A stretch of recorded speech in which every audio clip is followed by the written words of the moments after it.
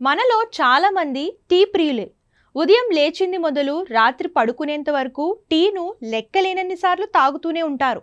లేవగానే ఒక cup tea, సాయంత్రం ఇంకో కప్పు, వర్షం పడితే మరో కప్పు టీ, స్నేహితులు కలిస్తే టీ, బయటకు వెళ్తే టీ, చిరాగ్గా అనిపిస్తే టీ, ఇలా మన జీవితంలో టీకి ఓ ప్రత్యేకమైన ప్లేస్ ఉంది.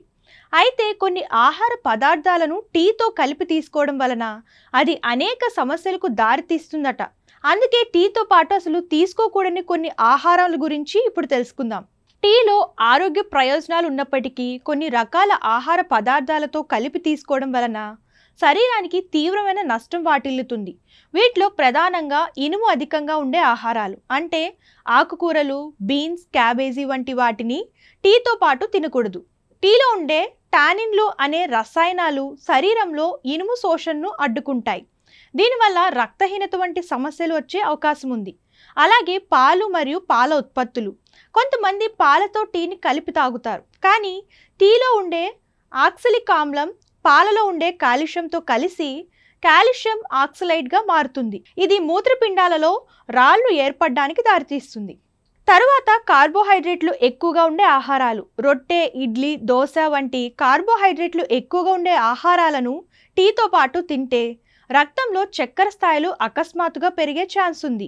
టీలో ఉండే కెఫెన్ ఇన్సులిన్ పనితీరును ప్రభావితం చేస్తుంది.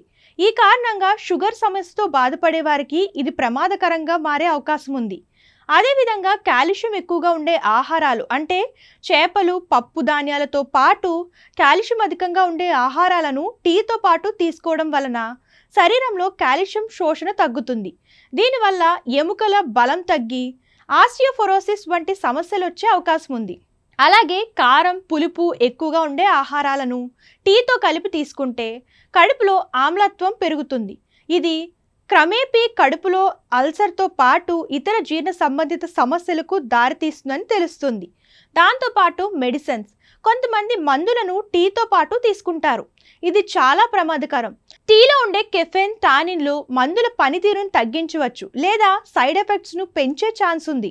కాబట్టి టీతో లేదా టీ తాగిన వెంటనే ఎలాంటి మందులు వేసుకోకూడదు.